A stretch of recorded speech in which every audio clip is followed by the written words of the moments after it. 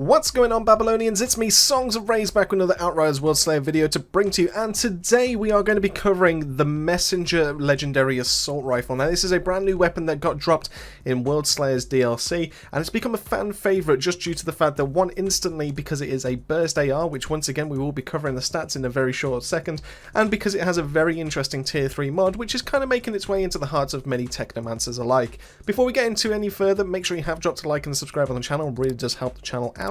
And let's get right into it. Alright, so first and foremost, let's have a look at the gun stats. So when it comes to the Messenger Assault Rifle, like I've already mentioned, this is a burst AR, which is technically the best weapon class that actually does exist in the game of Outriders, because it has the highest base damage and just has a pretty good rounded stats all over, but once again, highest damage if you take out the sniper rifles and pump action shotguns. Now, in terms of the main stats on this, we do have a standard clip size of 30, we do have an RPM of 367, we have a 1.5 second reload, and 164% crit multiplier. Pretty much everything that is basic and standard for a burst AR across the board. And the damage on this one at item level 62 for the 242,987 firepower I have is 18,606. So very high damage, very good accuracy, very good stability. Overall, very good weapon class to actually start using. So the reason why this gun is making its way into the hearts of Technomancers, Firepower Technomancers alike, is because of the Tier 3 mod, and we'll cover it properly in a second, but let's have a look at the description. So the description says, dimensional rockets, critical shots fire 4 rockets in the direction of the 4 closest enemies, and each rocket will do 933,089 damage, and this has a short cooldown of 2 seconds. So the 2 seconds itself is insane, because you will actually notice this will be pretty much up and firing pretty much all the time, and obviously just having that kind of additional damage is really nice. The reason why this is actually making its way into the hearts of Technomancers is because, one, because it's a legendary, it's easier to farm to be able to actually get the consistent rolls, because this does come with crit damage and long range damage. The healing received is kind of negligible. It would have been nice to have potentially seen status power on there, but the crit and long is the most important aspect of this, so obviously this is perfectly rolled for a Firepower Technomancer. And the fact that we've got the critical shot rockets, the dimensional rockets actually tend to fly towards other enemies. So instead of actually going for the one that you're shooting at, instead we'll actually start hitting other enemies nearby, kind of weakening them, similar to like having bone shrapnel, except bone shrapnel is now actually a homing missile and is a bit more accurate to actually hit some targets when it comes to it. Now, the other benefit that we get from this is because it is very rarely designed to actually be able to hit the target that you're currently shooting at. So therefore, it won't actually cost you your ammo refill for Trick Up the Sleeve or Toxic Lead, compared to other mods that we've actually seen in the past, like Wrath of Moloch, which actually does trigger on critical shots, and therefore it will actually damage the enemy as well while you're actually trying to whittle them down to be able to actually get your ammo back. Now, the version I do have did roll with Nicola's Revenge, and we will try to steer away from this that mod as much as possible, but it is very obvious to be able to tell the difference between the two, and to tell you the difference between what the actual mod is doing and what the gun is doing. So let's have a quick look into the gameplay.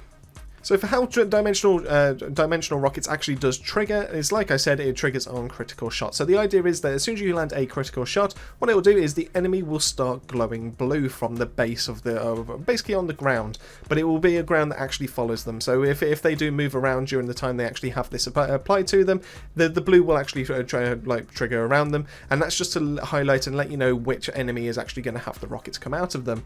From that moment, then 4 rockets will individually spawn one at a time to be able to actually start flying towards other enemies, and then they will actually explode. Now, these rockets do have some splash damage on them, so if they do actually land in terms of hitting one enemy and it's within a group and they're close by, it can actually do a little bit of splash damage, so it does help with whittling down that way as well.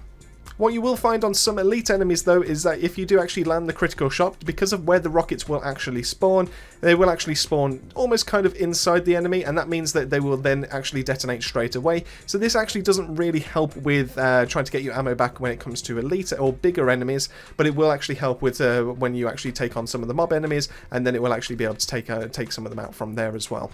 Now, my main issue when it comes to dimensional rockets is due to the unpredictability of their nature. So it doesn't give you any kind of like consistency to where they're actually going to go. And in most cases, especially in the gameplay you're actually going to see in the background, where I'm trying to show the mod off to the best of its ability, it's not tracking any enemies at all. And most of the time they will actually just fall and hit the floor.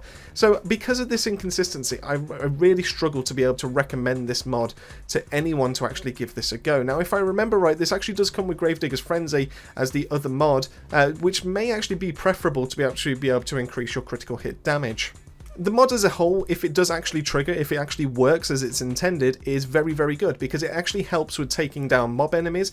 It actually, most of the time, usually has some decent tracking, so therefore it will actually go find some enemies. It does feel like it does have a range factor to it, like a limit as to where it will actually track. It's not like Noxious Spawns, where it will pretty much go through walls. It will go across basically half the map to be able to actually track down the enemy with the highest health.